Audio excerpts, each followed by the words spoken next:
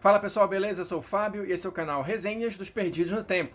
Aqui a gente fala basicamente de RPG, quadrinhos e assuntos relacionados. Então se você gosta disso tudo, mas está chegando agora, seja muito bem-vindo, dá uma explorada aí no canal. Se você curtir, se inscreve e ativa o sininho para não ficar de fora das nossas resenhas, beleza?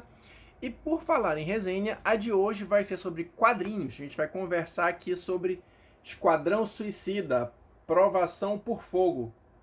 Não curti muito essa tradução do título, mas enfim. Eu estou aqui com a edição encadernada da Panini, que reúne as 8 primeiras edições da revista do Esquadrão Suicida e mais uma edição do Secret Origins, que vai contar a origem, né, vamos dizer assim, do Esquadrão Suicida. Mas a gente já vai chegar lá. Porque assim, antes da gente começar a comentar a história em si e alguns detalhes dela, eu acho que é interessante a gente contextualizar um pouquinho as coisas para vocês entenderem um pouco melhor a importância e o impacto que o Esquadrão Suicida teve na época do lançamento. A gente está falando aqui de 1987, tá? São as primeiras histórias do Esquadrão. Só que a gente vai voltar um pouquinho e falar da crise nas Infinitas Terras. O que isso tem a ver? O que tem a ver uma coisa com a outra? Bom, com a crise nas Infinitas Terras, a DC resolveu arrumar a casa, né, em termos de cronologia, enxugar algumas coisas e recomeçar o seu universo do zero. Foi o único verdadeiro e genuíno reboot que eu já vi, pelo menos até hoje. O resto é só faz de conta, mas enfim. E a partir daí, eles começaram a ir reconstruindo esse universo. O primeiro grande evento da DC, depois da crise, foi Lendas. Tá? Eu já comentei um pouquinho aqui sobre Lendas no vídeo sobre a Liga da Justiça. Vou deixar o card aqui para quem quiser ver ou rever, enfim. E na esteira de Lendas foram surgindo vários outros títulos, como por exemplo a Liga da Justiça e o Esquadrão Suicida, que faz a primeira aparição nessa minissérie Lendas. E além disso, Lendas também representou a estreia de outra pessoa na DC, o John Ostrander, que é o escritor dessa edição aqui, dessas edições do Esquadrão Suicida. Então, o primeiro trabalho do Ostrander para DC foi justamente o argumento de Lendas. Ele trabalhou com outras pessoas lá, o John Byrne, o Len Wein, enfim, para dar aquele trato no material, mas o argumento foi dele. E a partir daí, ele introduziu essa nova versão do Esquadrão Suicida, eu já vou chegar lá para vocês entenderem esse nova, que ganhou uma série própria depois que Lendas terminou, né? Então, olha só, essa série própria do Esquadrão, ela é escrita, como eu já falei, pelo Ostrander e desenhada pelo Luke McDonnell. Tá? Tem gente que não curte muito o traço dele, eu particularmente não tenho nenhum problema, gosto inclusive. Mas enfim, só para a gente terminar essa contextualização e entrar logo aqui na edição, por conta dessa arrumação da casa da DC, e talvez por conta de ser o Ostrander quem escreveu Lendas, introduziu o Esquadrão e continuou escrevendo o título mensal, a gente vê muitas interligações e um título muito bem amarradinho em termos de cronologia, tanto com Lendas quanto com a versão clássica do Esquadrão Suicida. E aqui é um ponto interessante para a gente comentar. A primeira edição, vou começar a mostrar aqui um pouquinho para vocês. Olha só. Primeiro a gente tem aqui, né, essa abertura com esses buracos de bala e tal, não sei o que é interessante, né, o início aqui da edição. Mas a primeira história que a gente vai ter é justamente a do Secret Origins, né? Atualizando e amarrando melhor a história do Esquadrão Suicida, a origem do Esquadrão Suicida que a gente vai acompanhar nesta edição aqui, com o Esquadrão Clássico.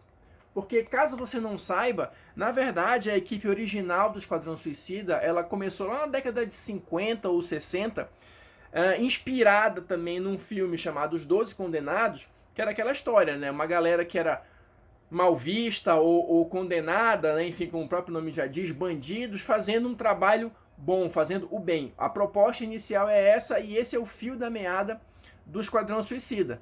Então, essas histórias mais antigas, da década de 50, 60, elas eram mais naquela pegada sci-fi, né? Então, eles encontravam aqui, até acho que tem alguns exemplos aqui, olha, ilhas com dinossauros e tal, né? Aquela coisa de cidades perdidas. Aqui, ó, Abominável Homem das Neves e tal, essas coisas assim, essa pegada. Só que Esse Esquadrão Suicida, que na verdade tinha o nome oficial de Força Tarefa X, isso é uma coisa que perpassa por todas as séries do Esquadrão, essa dualidade, né? Força Tarefa X e Esquadrão Suicida, eles têm uma ligação muito forte com o governo. E isso é explorado aqui, olha, é mostrado aqui nessa Secret Origins. Como é que funciona aqui? A trama dessa primeira história é justamente a Amanda Waller, que é outra personagem sensacional, convencendo o presidente na época, né, o Ronald Reagan, a reviver o Esquadrão Suicida. E para isso ela vai lá atrás e começa a ir recontando a história dele. E aí a gente vai acompanhando o lance todo aqui também. Eu digo que está extremamente bem amarrado em termos de cronologia, porque ele vai pegar todos os eventos ou os eventos principais das histórias clássicas do Esquadrão Suicida e costurar, amarrar de um jeito que faz sentido para 1987 e para justificar, inclusive com relação entre alguns personagens, né, o Rick Flag, que é o líder de campo do Esquadrão Suicida, vai ter uma relação aí com o pai, que era o Rick Flag Sr., né, que participou do Esquadrão Suicida original, enfim. Então eles têm todo esse trabalho de costurar extremamente bem a história do Esquadrão Clássico para dar origem, né, para introduzir esse esquadrão novo, essa nova versão da equipe. E de lambuja, a gente tem também a origem da Amanda Waller nessa edição, né? E depois a gente vai seguir aqui, de fato, com as histórias do Esquadrão Suicida, né, com a primeira edição da Suicide Squad, de 87, né? E, caras, assim, se vocês não conhecem ainda esse material, vou chamar de clássico do Esquadrão Suicida, se permitam conhecer, dar uma lida, porque é um material extremamente interessante, com histórias muito legais, claro, contextualizando para a época, né? Tem algumas coisas que a gente precisa destacar. Olha só, a prisão de Belly Heavy, que uma imagem que se tornou clássica para a época, né? Aquela coisa mesmo ameaçadora e tal, onde todo mundo, onde os piores criminosos eram mandados e aí selecionados para integrar o Esquadrão Suicida, né? Mas olha só, o que tem de interessante nessa primeira série do Esquadrão, né? Nessa série solo do Esquadrão? Assim, as histórias, como eu falei, elas têm que ser colocadas num certo contexto. O que eu quero dizer com isso? A gente está aqui nos anos 80, final dos anos 80. Então, Guerra Fria torando. Então, a gente vai ter muita coisa aqui que é relacionado com a inimizade Estados Unidos-União Soviética, né? Algumas histórias, inclusive dessa edição, abordam isso.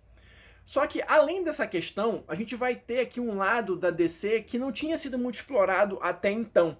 E acho que até mesmo hoje em dia está um pouco de lado, por N motivos, sei lá. Que é justamente os jogos políticos, né? As agências secretas. Isso aqui a gente está falando de uma época antes de ter 1 trilhão de agências secretas na DC. Né? A gente tinha poucas agências. E explorar esse lado da intriga política, desse lado da intriga militar também, e da espionagem e do confronto entre as nações, abordando aspectos políticos claramente, era interessante de ler e continua sendo. E as histórias são de fato interessantes, bem escritas e repletas de ação.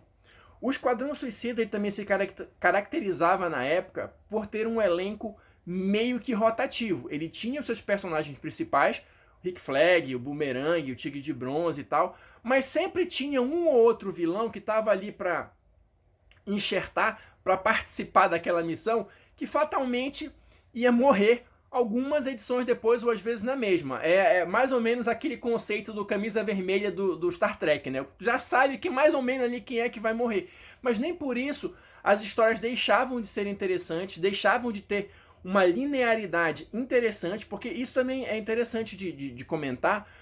O Ostrander, ele amarrou muito bem as coisas, como eu falei, por conta dessa questão da cronologia, mas com várias ramificações para diversos pontos do universo DC na época. Quem leu Lendas sabe que Lendas era uma história meio voltada para Apocalipse, né? Era uma tentativa de Apocalipse de minar a credibilidade dos heróis e tal. Então você pode não esperar, mas o Esquadrão Suicida tem interligações com o Apocalipse. A gente está vendo aqui as Fúrias Femininas. Quem não conhece a equipe, que é uma história bacana, eu também já comentei aqui sobre elas, vou deixar no card. Mas assim, O que eu quero dizer é que ele foi costurando as coisas e foi pegando essas referências e funciona muito bem no Esquadrão Suicida. Então a gente tem esse lado mais cósmico, vamos dizer assim, numa certa medida, né? Misturando aqui as referências de Apocalipse. A gente tem outros personagens, como por exemplo o Nêmesis aqui, né, que também fez parte do Esquadrão por um período e tem uma participação importante e relevante na história. Então eles foram pegando vários personagens que faziam parte desse universo da espionagem, da política, e foram colocando aqui nas histórias de uma maneira que ficou realmente bem interessante. Até, olha, Orquídea Negra, talvez uma personagem que muitos conheçam só pela minissérie da Vertigo, que é excelente, enfim, mas ela também integrou o Esquadrão Suicida por um tempo. E aqui, olha, como eu estava falando, a questão da Rússia. Aliás, a Rússia era um inimigo muito presente naquela época, né? Tanto nas histórias do Esquadrão Suicida, nas histórias da Liga da Justiça. Inclusive, essas duas equipes se cruzaram algumas vezes no início de carreira, vamos chamar assim, né? Então, muito interessante a leitura e detalhes curiosos. Olha, a gente tem, inclusive, olha, uma participação do Pinguim, um inimigo clássico do Batman, no Esquadrão Suicida. E o Ostrander, ele ia preparando esse terreno, ele mostrava o personagem aqui, depois ele usava um pouquinho mais lá na frente e tal. Realmente são histórias que eu recomendo, eu acho que são interessantes de ler. Quem não teve oportunidade ainda, ou quem leu faz tempo, para matar a saudade, é uma leitura que ainda sustenta bem. Olha, a gente tem aqui outro exemplo, o Mark Shaw, que depois se tornou um outro herói chamado Caçador. Aliás, isso é legal de comentar também. O impacto, como eu falei, do Esquadrão Suicida, ele foi tão relevante assim na época, que o Ostrander ele meio que criou ali um mini universo com vários títulos que de uma forma ou outra se interligavam ou abordavam assuntos semelhantes. Alguns escritos por ele também, outros não. Então nesse mini universo a gente tinha o Esquadrão Suicida, a gente tinha o Nuclear, que também teve um período de histórias muito envolvidas com a questão da Rússia, que era escrito pelo Ostrander. A gente teve o Caçador, que eu acabei de falar, que ganhou o título algum tempo depois. A gente tinha Checkmate, a gente tinha Capitão Átomo. Então todos esses títulos estavam meio que interligados e chegaram até a participar de um crossover chamado Conspiração Janus, que saiu aqui em formatinho no Super Almanac DC, ou alguma coisa assim, que é uma história que merece muito ser republicada. Talvez com esse início aqui da fase do Esquadrão a gente chegue até lá. Eu acho que vale a pena, fica a dica aí, né? Fica a sugestão. Inclusive também a gente tem ramificações para o lado mágico da DC. A gente tem aqui, olha, a Madame Xanadu, né?